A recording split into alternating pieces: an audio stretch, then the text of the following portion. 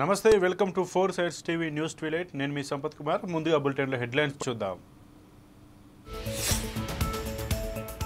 మహారాష్ట్రలో గెలుపు దిశగా బీజేపీ సీఎం సీటుపై ఉత్కంఠ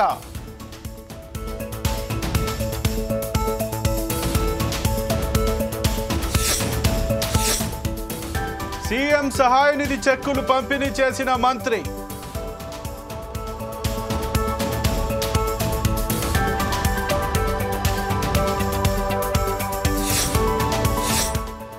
వైసీపీకి షాక్ పార్టీకి ఎమ్మెల్సీ పదవికి వెంకటరమణ రాజీనామా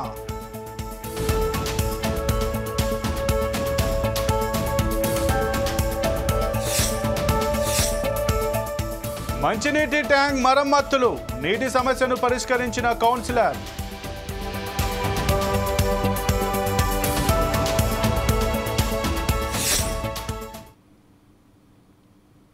మహారాష్ట్రలో మహాయుతి కూటమి అధికారాన్ని చేజిక్కించుకుంది.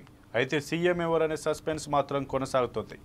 మహాయుతి కూటమిని తిరిగి అధికారంలోకి తీసుకురావడానికి ఏక్నాథ్ షిండే ప్రభుత్వం తీసుకువచ్చిన పథకం బాగా ఉపయోగపడిందని మహా రాజకీయ విశ్లేషకులు అంచనా వేస్తున్నారు.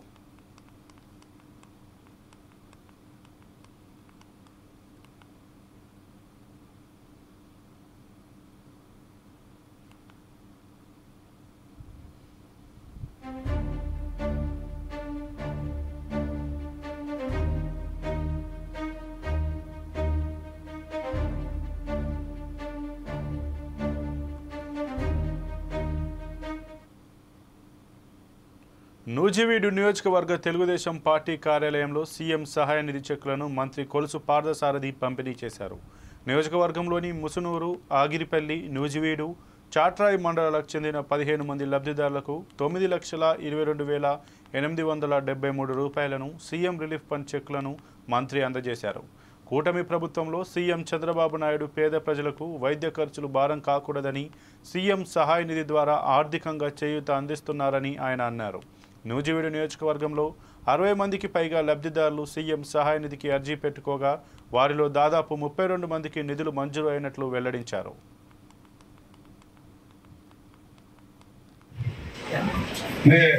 ఈ రోజున 15 మందికి ముఖ్యమంత్రి సహాయ నిధిని అందించడం జరుగుతూ ఉంది.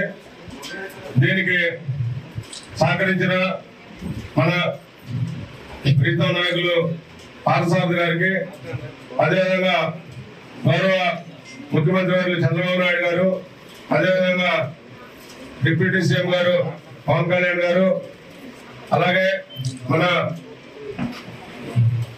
భారతీయ జనతా పార్టీ నాయకులు, భారతీయ జనతా పార్టీ సంబంధించిన మంత్రులు అందరికీ కూడా పేరు పేరున ధన్యవాదాలు, నమస్కారాలు తెలియజేస్తున్నాం.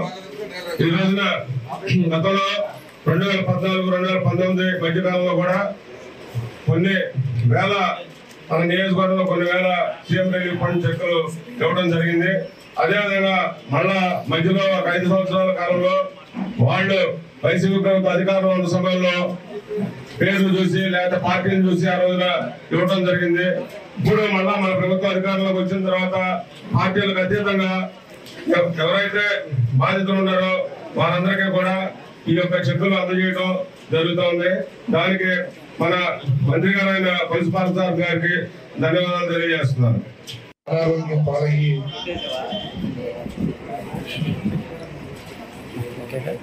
తిరిగి ఆరోగ్యవంతులకు వారందరికీ కూడా శుభాకాంక్షలు తెలియజేస్తూ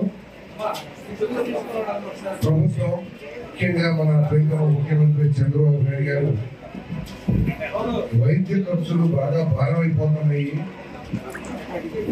వారికి వేడికి చల్లిలాగా ఎంతో కొంత ఆదుకోవాలనే లక్ష్యంతో ఈ సీఎంఆర్ఎఫ్ ని మరి ప్రతి వారికి కూడా అప్లై చేసుకుని బట్టి వారికి ఇవ్వడం జరుగుతూ ఉంది. మన నియోజకవర్గం నుండి ఇప్పటి వరకు 120 మందికి 120 అప్లికేషన్స్ ని సీఎంఆర్ కింద ఆర్థిక సహాయం కోసం మనం అప్లై చేస్తున్నాం. ఇప్పటికీ 34 మందికి శాంక్షన్ చేశారు. ఈ రోజు 15 చెక్కులు రావడం వల్ల 15 మందికి ఇచ్చాము. ఇంకో 20 మందికి రేపు కానీ ఎల్లుండి కానీ మరి అదేవిధంగా లబ్ధిదారులకి అందజేస్తామని చెప్పేసి కూడా మనం చేస్తా ఉన్నాం.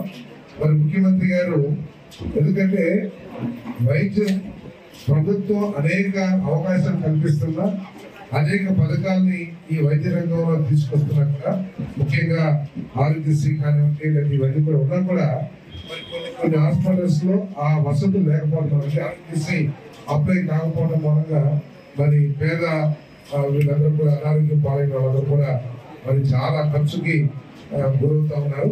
మరి ముఖ్యమంత్రి గారు గత ప్రభుత్వం ఏం చేసిందంటే ఆరోగ్యశ్రీ ఉంది కదా ఇంకా మనం సీఎంఆర్ఎఫ్ ఇవ్వము వాళ్ళని ఆరోగ్యశ్రీ హాస్పిటల్కి ఇవ్వాలని అనే విధంగా వాళ్ళు ఆలోచించారు. కానీ ఆరోగ్యశ్రీ చాలా హాస్పిటల్స్ లేకపోవడం కానివ్వండి ఆరోగ్యశ్రీ ఉన్న హాస్పిటల్స్ లో పేషెంట్ కి నమ్మకం లేకపోవడం కానివ్వండి రకరకాల అయితే సమయభావం దూరభావం వీటన్నిటి మూలంగా అందుబాటులో ఉన్న హాస్పిటల్స్ వెళ్ళి వైద్యం చేయించుకోవడం సర్వసాధారణం. సో అటువంటి పరిస్థితుల్లో గత ప్రభుత్వం ఇచ్చేవారు కాదు.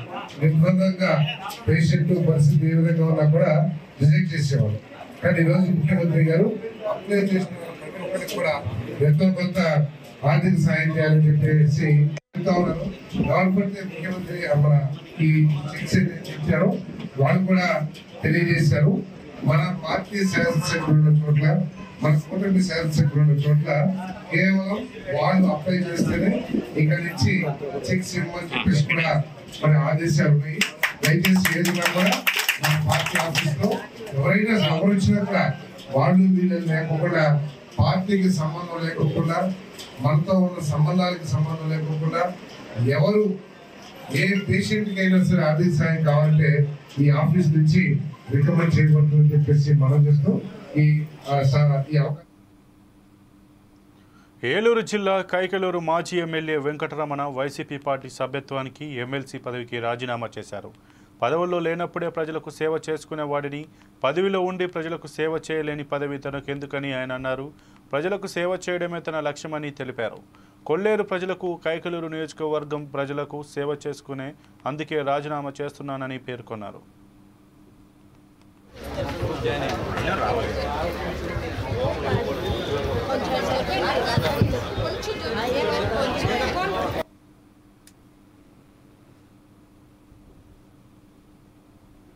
భూపాలపల్లి జిల్లా కేంద్రంలో అర్బన్ రెసిడెన్షియల్ పాఠశాలను ఆకస్మికంగా జిల్లా కలెక్టర్ రాహుల్ శర్మ తనిఖీ నిర్వహించారు. పాఠశాలలో భోజనాల నాణ్యతను జిల్లా కలెక్టర్ పరిశీలించారు. విద్యార్థులకు నాణ్యమైన భోజనం అందించాలని అన్నారు. అనంతరం విద్యార్థులతో మాట్లాడి పాఠశాలలో అందిస్తున్న ఆహార పదార్థాల గురించి అడిగి తెలుసుకున్నారు. రెసిడెన్షియల్ పాఠశాలను మరొక భవనంలోకి తరలించేందుకు చర్యలు తీసుకోవాలని అధికారులకు ఆదేశించారు. విద్యార్థులకు నాణ్యమైన పోషకాహారం అందించాలని, శీతాకాలం దృష్ట్యా స్నానాలకు వేడి నీటిని అందించేందుకు వాటర్ హీటర్లు ఏర్పాటు చేయాలని సూచించారు.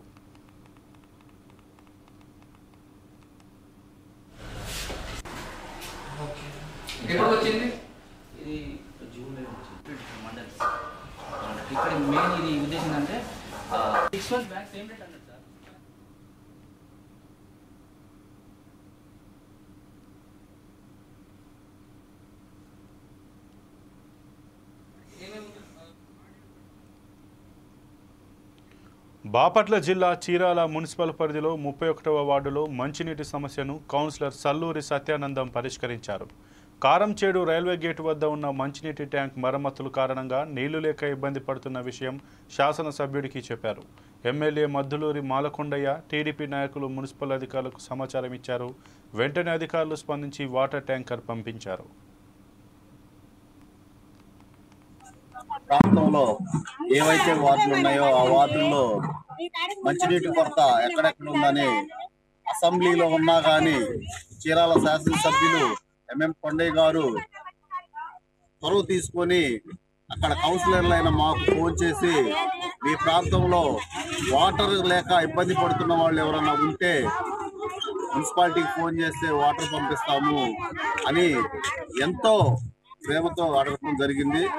అలాగే మన అసెంబ్లీ జరుగుతున్నా కానీ చీరాల ప్రాంతంలో వాటర్ అందుబాటు లేని ప్రాంతం ఏదైతే ఉందో రోసీ కాలనీ, ఆ రోసీ కాలనీకి వాటర్ పంపించే విషయంలో చీరాల ఎమ్మెల్యే గారు కొండయ్య గారు చాలా ప్రేమతో ఉన్నారు. అలాగే ఈ టీడీపీ పార్టీ చీరాల నియోజకవర్గ టీడీపీ అధికార ప్రతినిధి ఎంఎం మహేంద్రనాథ్ గారు కూడా చొరవతోటి ఈ రోసి కాలనీకి వాటర్ రావడం జరిగింది. అలాగే ప్రతి ఒక్క విషయంలో కూడా లోతట్టు ప్రాంతాలు అయితేనేమి, పేద బిక్కి ఉన్న ప్రాంతాలు అయితేనేమి ఎంఎం కొండయ్య గారు చాలా దగ్గరగా తెలుసుకొని వాళ్ళకి ఏమేమి కావాలో చూస్తున్నాడు. నిజంగా ఈ ప్రాంత వాసులు ఎంఎం కొండయ్య 7 వారాల వెంకన్నగా ప్రసిద్ధిగాంచిన కోనసీమ తిరుమల వాడపల్లి క్షేత్రానికి భక్తులు పోటెత్తారు. కార్తీక మాసం 4వ శనివారం కావడంతో నోము ఆచరించే భక్తులు రావడంతో మాడవీధులన్నీ కిక్కిరిసిపోయాయి. తెల్లవారుజాము నుంచి భక్తులకు దర్శనాలు జరిగే విధంగా అన్ని ఏర్పాట్లు చేశామని deputy commissioner EO Nallam Chakradhar Rao తెలిపారు. వృద్ధులకు, చంటి పిల్లల తల్లులకు ప్రత్యేక దర్శనం ఏర్పాటు చేశామని పేర్కొన్నారు. వచ్చిన భక్తులకు ఉచిత అన్నప్రసాదం పాటు ఎలాంటి అసౌకర్యం కలగకుండా అన్ని ఏర్పాట్లు చేసినట్లు వెల్లడించారు.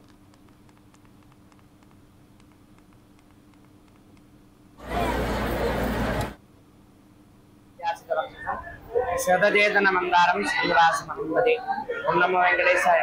కోనసీమ తిరుమలగా ప్రఖ్యాతి కాంచినటువంటి వాడపల్లి క్షేత్రంలో శ్రీభూ సమేత శ్రీ వెంకటేశ్వర స్వామివారిని 7 శనివారాల వ్రతం ఆచరిస్తున్నటువంటి అనేక వేల మంది భక్తులు స్వామివారిని దర్శించుకోవడానికి చేయడం జరిగింది. స్వామివారికి ఉదయాన్నే నిత్యార్చనాది కార్యక్రమాలు, మేలుకొలుపు, సుప్రభాత సేవ, నిత్యహోమం, బలిహరణాది కార్యక్రమాలన్నింటినీ ముగించుకుని స్వామివారి 4 గంటలకు ఉదయం తెల్లవారుజామున అందరికీ కూడా దర్శనం వేయడానికి సిద్ధమయ్యారు. చక్కగా భక్తులందరూ కూడా అనేకమైనటువంటి సులభతర మార్గాల్లో స్వామివారిని దర్శించుకుంటూ ఉన్నారు. అనేకమైనటువంటి సౌకర్యాలన్నింటినీ కూడా మన యొక్క దేవస్థానం వారు కల్పిస్తున్నారు.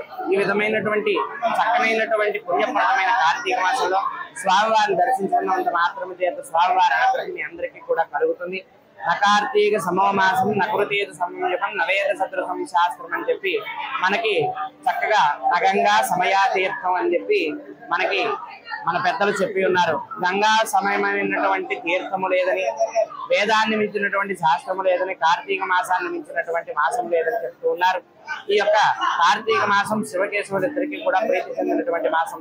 ఈ కార్తీక మాసంలో దీపదానాది, శాలిగ్రామ దానాలు ఏ దానం చేసినా సరే మనకు అనేకమైనటువంటి ఉత్తమ గతులు కలుగుతాయని చెప్పి మనకి కార్తీక పురాణం తెలియజేస్తుంది. ఆత్రేయపురం మండలం వాడపల్లి గ్రామంలో వేయించేస్తున్న చంద్ర స్వరూప శ్రీ వెంకటేశ్వర స్వామి వారి దేవస్థానంలో ఈ రోజున శనివారం సందర్భంగా 7 రోజులు 7 ప్రదక్షిణాలు కాన్సెప్ట్ తోటి వచ్చే భక్తులందరూ కూడా ఉదయం నుంచి దేవాలయం అంతా కిక్కిసిపోయింది.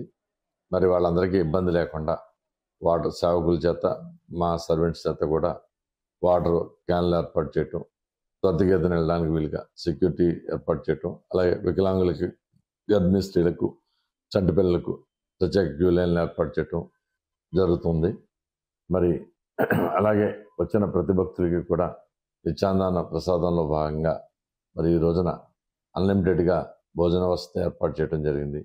కావున భక్తులందరూ కూడా సుదూర ప్రాంతాల నుంచి వచ్చిన భక్తులందరూ కూడా స్వామివారిని దర్శించుకుని స్వామివారి అమలాపురం నియోజకవర్గం కొమరగిరిపట్నం గ్రామంలో శ్రీ సత్యసాయి బాబా 99వ జన్మదిన వేడుకలు ఘనంగా నిర్వహించారు. 1987లో సినీ నిర్మాత డివిఎస్ఎన్ రాజు శంకుస్థాపన చేయగా 91లో బిల్డింగ్ నిర్మాణం పూర్తయిందని ట్రస్ట్ సభ్యులు తెలియజేశారు. గ్రామ సర్పంచ్ స్వర్గీయ నడింపల్లి సుబ్బారాజు, పలువురు పెద్దలు ఆనాడు పుట్టపర్తి నుంచి సాయిబాబా ఫోటో తెచ్చి పుట్టపర్తిలో ఎలా ఉత్సవాలు జరుగుతాయో అలాగే గ్రామంలో ఆనాటి నుంచి ఉత్సవాలు ఈనాటి వరకు జరుగుతున్నాయని కమిటీ సభ్యులు తెలిపారు. ఏర్పడాలి అనేటువంటి ఉద్దేశంతో పోచనపల్లి వెంకట కృష్ణమూర్తి గారు, మంగళంపల్లి అప్పలనరసింహ గారు వీరిరువురు కలిసి మరికొంతమంది సహకారంతో ఇక్కడ ఒక భజన మందిరాన్ని స్థాపించి దీన్ని ఒక సమితిగా ఏర్పాటు చేయాలి, దీనికి ఒక మందిరాన్ని నిర్మించాలి అనేటువంటి ఉద్దేశంతో ఆ మందిరాన్ని నిర్మాణం చేపట్టారు. ఈ నిర్మాణంలో పోచనపల్లి వెంకట సుబ్రహ్మణ్యం గారు మరియు మంగళంపల్లి సత్యనారాయణ గారు, మన గ్రామ సర్పంచ్ నడింపల్లి సుబ్బరాజు గారు, దాట్ల కృష్ణరాజు గారు ఇలాంటి పెద్దలందరూ కూడా సహకారాలు అందించి ఈ మందిర నిర్మాణాన్ని చేపట్టారు. అనేక మంది గ్రామస్తులు తమకు తోచిన విధంగా ఇతోధికంగా దీనికి ధన సహకారాన్ని అందించి ఈ మందిరాన్ని నిలబెట్టడం జరిగింది. అయితే దీన్ని మొట్టమొదటిగా కళ్యాణ మండపం అనేటువంటి పేరుతోటి దీనికి శంకుస్థాపన చేసి నిర్మాణం చేపట్టారు. కానీ ఏ విధమైనటువంటి ఇతర కళ్యాణాలకి దీనికి ఇక్కడ తావు లేదు. ఇక్కడ కేవలం సత్యసాయి సమితికి సంబంధించిన కార్యక్రమాలు మాత్రమే నిర్వర్తించడం జరుగుతోంది. 1991వ సంవత్సరంలో ఈ భక్తులందరూ కూడా పుట్టపర్తి వెళ్ళి స్వామివారి ఆశీర్వాదం పొంది ఆయన చేత ఒక చిత్రపటాన్ని తీసుకొని ఆ చిత్రపటాన్ని ఇక్కడ పెట్టి ఆయన నిర్ణయించినటువంటి ప్రకారం గురు పౌర్ణమి రోజున దీన్ని ప్రారంభించడం జరిగింది. అప్పటి నుంచి ప్రతి సంవత్సరం స్వామివారి యొక్క కళ్యాణాలు, స్వామివారి యొక్క పుట్టుకొండగ కళ్యాణ వైభవం. జర్నలిజం అంటే ఒక పవిత్రమైన వృత్తి. ప్రజా సమస్యలను ప్రభుత్వం దృష్టికి తెచ్చే ఒక ప్రజా ప్రతినిధి లాంటి వాడు జర్నలిస్ట్. అలాంటి వృత్తికి మచ్చ తెచ్చేలా వ్యవహరించాడు నకిలీ జర్నలిస్ట్. ఏలూరు జిల్లా జంగారెడ్డిగూడెం డిపోకు చెందిన బస్సులో స్క్వాడ్ మల్లికార్జునరావు తనిఖీలలో నకిలీ రిపోర్టర్ గుట్టు బయటపడింది. షేక్ మదీనా బాషా అనబడే వ్యక్తి ప్రస్తుతం మనుగడలో లేని పేపర్ పేరు చెప్పుకొని నకిలీ పాస్ సృష్టించి ఆర్టీసీలో ప్రయాణం చేస్తున్నారు. ఆర్టీసీ అధికారులు ఇలాంటి నకిలీ విలేకరులపై వెంటనే కఠిన చర్యలు తీసుకోవాలని ప్రజలు కోరుతున్నారు.